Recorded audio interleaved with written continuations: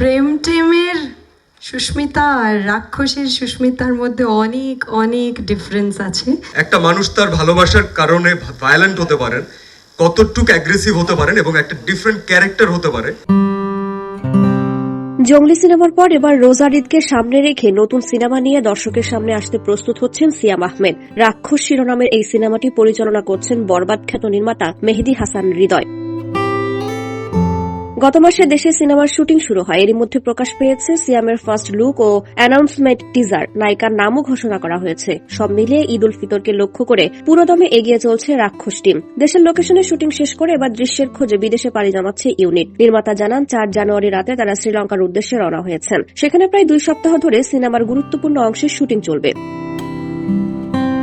বিদেশের শিডিউল শেষ করে ইউনিট ঢাকায় ফিরে বাকি দৃশ্যের শুটিং সম্পন্ন করবে। এরপর পোস্ট প্রোডাকশনের কাজ শেষ করে ঈদে মুক্তির জন্য প্রস্তুত করা হবে সিনেমাটি। রাক্ষস সিনেমায় সিয়ামের বিপরীতে অভিনয় করছেন পশ্চিমবঙ্গের অভিনেত্রী সুস্মিতা চট্টোপাধ্যায়। বর্তমানে তিনি ভারতে অবস্থান করছেন এবং কয়েকদিনের মধ্যে শ্রীলঙ্কায় টিমের সঙ্গে যোগ দেওয়ার কথা রয়েছে। সিয়াম ইজ আ জেন্টলম্যান, ও খুবই ভালো অ্যান্ড ভীষণ হেল্প করে আমায়।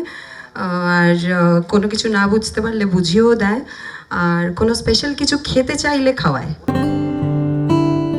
2021 সালে প্রেম টেম সিনেমার মাধ্যমে টলিউডে অভিষেক হয় সুস্মিতার। এরপর তিনি চেঙ্গিজ, মানুষ সহ একাধিক সিনেমায় অভিনয় করেছেন। রাক্ষস দিয়েই তার ঢাকায় সিনেমায় অভিষেক হতে যাচ্ছে। গত মাসে ঢাকায় আয়োজিত এক সংবাদ সম্মেলনে সুস্মিতা জানান সিনেমাটির গল্পই তাকে অভিনয়ে আগ্রহী করেছে। তিনি বলেন, নির্মাতার কাছ থেকে গল্পটি শুনে আমি মুগ্ধ হয়েছিলাম। গল্পের কারণেই এই সিনেমায় যুক্ত হওয়া। এখানে নায়িকা চরিত্রে অনেক কিছু করার সুযোগ আছে। চরিত্রটি ফুটিয়ে তুলতে নিজের 200 ভাগ দিয়ে চেষ্টা করব।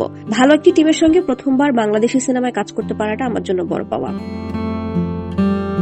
নির্মাতা মেহেদী হাসান হৃদয় জানান, বরবাদের মতোই রাক্ষস সিনেমাতেও থাকবে ভরপুর অ্যাকশন ও ভায়োলেন্স। পাশাপাশি এতে রয়েছে একটি প্রেমের গল্প, যে প্রেমের কারণে সিয়াম অভিনীত চরিত্রটি একসময় রাক্ষসে পরিণত হয়। সিনেমাটিতে আরও অভিনয় করছেন বাপ্পারাজ, আলিরাজ সহ আরও অনেকে।